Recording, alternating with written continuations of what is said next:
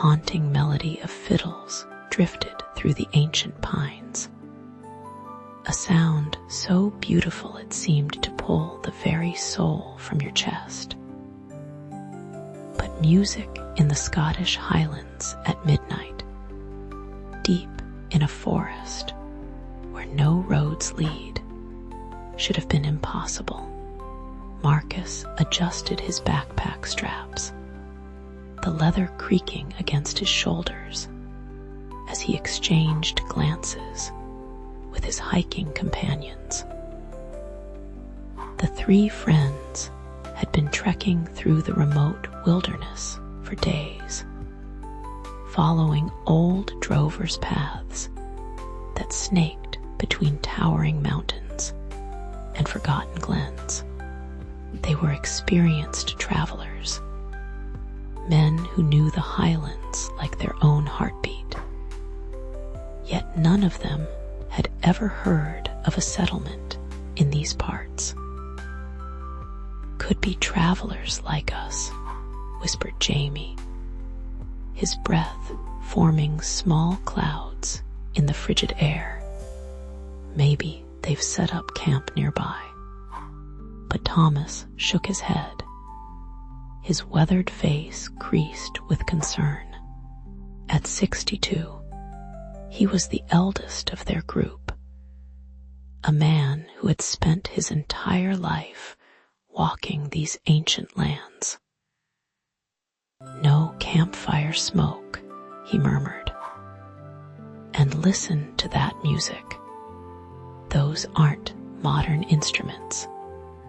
The melody grew stronger as they pushed through the undergrowth, branches catching at their jackets like grasping fingers.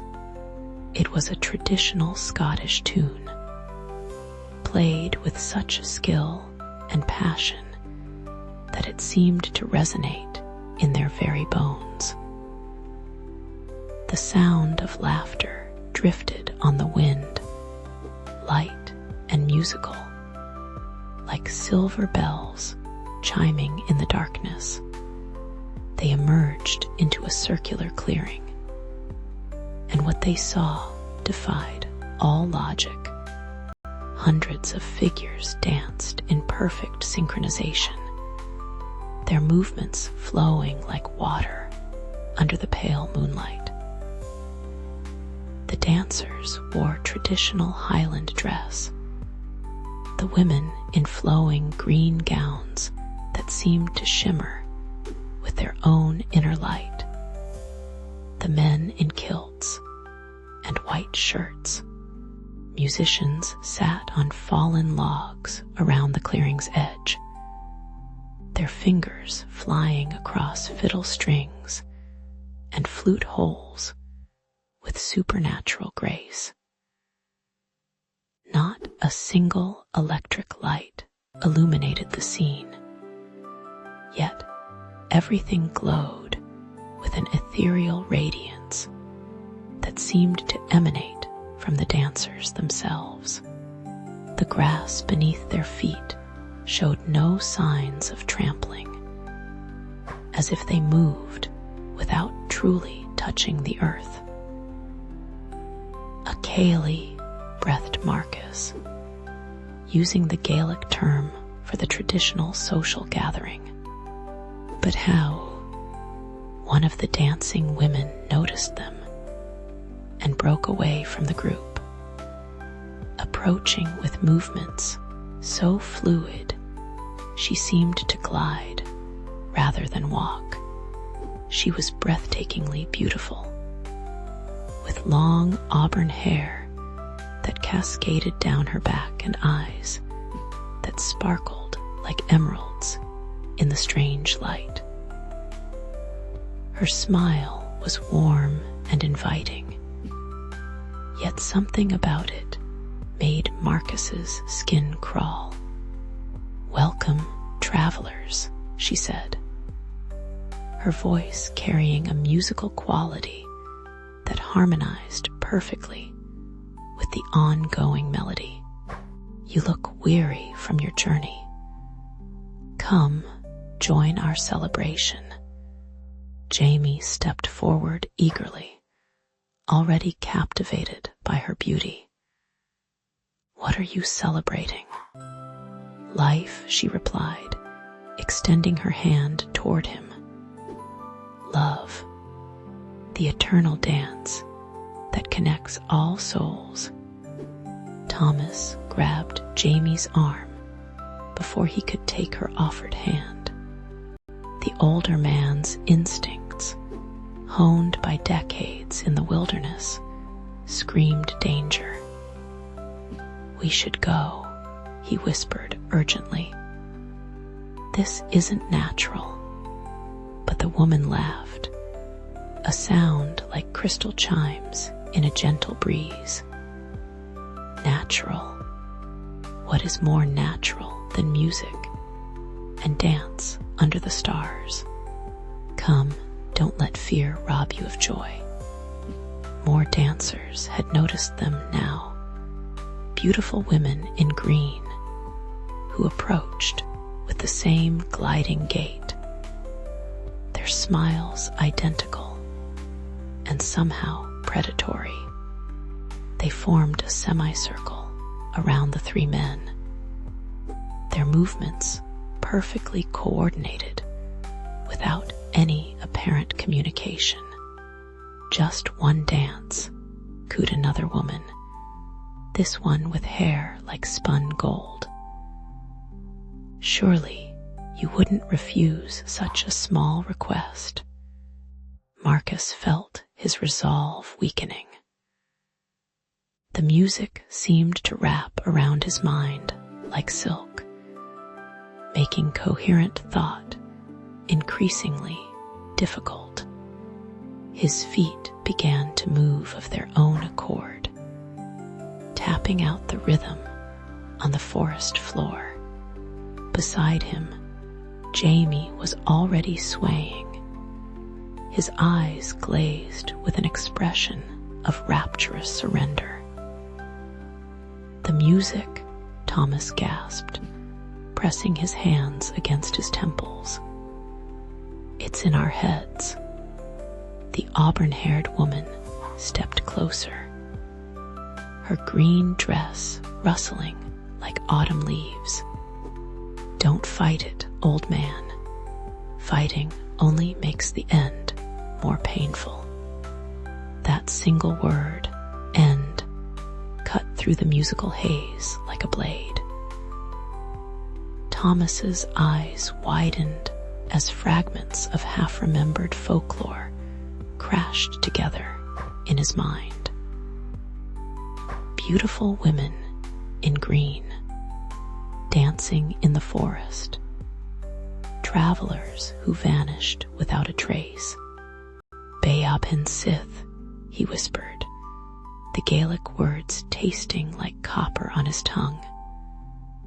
The woman's smile never wavered, but her eyes grew cold as winter stars. Such knowledge in one so old. Yes, we are the dancers of the night, the guardians of the ancient ways, and you, dear travelers, will help us maintain our strength.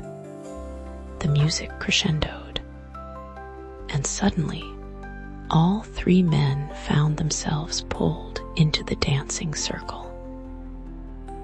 Their feet moved against their will, following steps they had never learned, but somehow knew. The other dancers whirled around them, their green dresses creating a hypnotic blur of motion. Jamie laughed with delight, completely lost to the supernatural influence. His movements were graceful and precise, as if he had been born to dance. But Marcus noticed with growing horror that his friend's face was growing pale. His breathing labored despite the seemingly effortless steps. "We have to stop," Marcus tried to say, but but the words came out as part of the song, his voice joining the haunting melody, whether he willed it or not. Thomas was fighting harder than the others, his weathered hands clawing at his throat, as if trying to tear away invisible chains. "Can't stop," he gasped between forced dance steps. "They're draining us." The truth hit Marcus like a physical blow. This wasn't just dancing. With each step, each turn, each graceful movement, he could feel his life force being siphoned away. The Beabhin Sith weren't just supernatural dancers.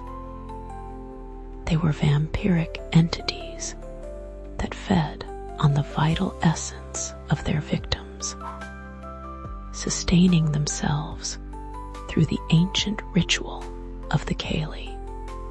Jamie stumbled, his legs finally giving out, but invisible forces pulled him upright and forced him to continue. His skin had taken on a grayish pallor, and his eyes were beginning to sink into their sockets. The beautiful women danced closer now, their cold hands touching the men's faces and arms, each contact drawing away more precious life. Marcus tried to break free from the circle, but his body refused to obey. The music had complete control now, puppeteering his movements like invisible strings.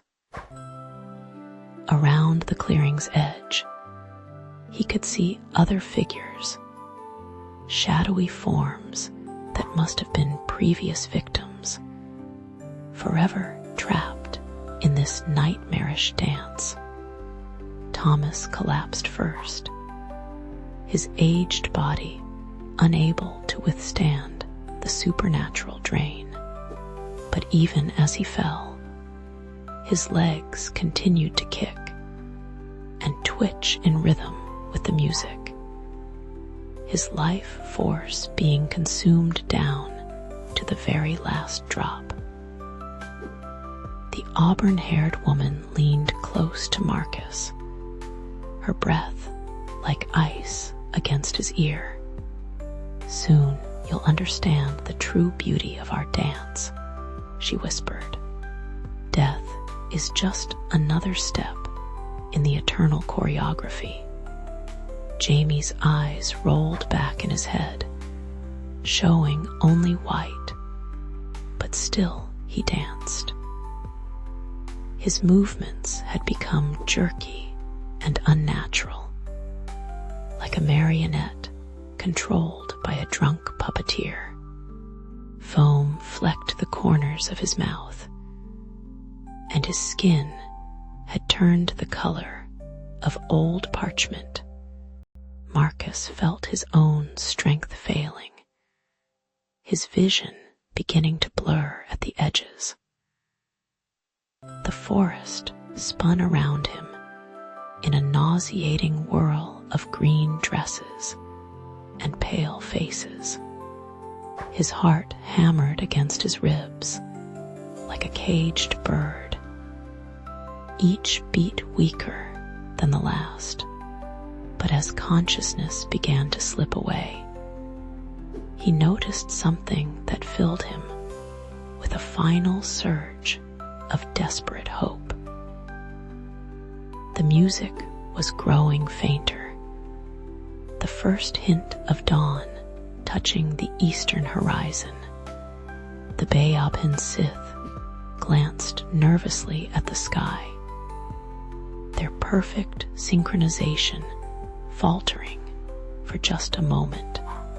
With the last of his strength, Marcus threw himself toward the forest edge, breaking free from the circle just as the first ray of sunlight pierced the canopy. music stopped abruptly, and the dancers vanished like smoke, leaving only the morning mist and the sound of his own ragged breathing. He crawled to where his friends had fallen, but found only empty clothes and boots, as if Jamie and Thomas had simply evaporated.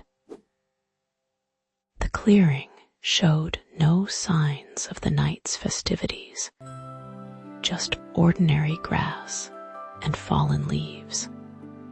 Marcus stumbled out of the forest 3 days later, found by a search team after missing his scheduled check-in. He told them his friends had fallen into a ravine, their bodies swept away by the current. No one questioned his story, though they wondered why his hair had turned completely white, and why he could never again bear to hear traditional Scottish music.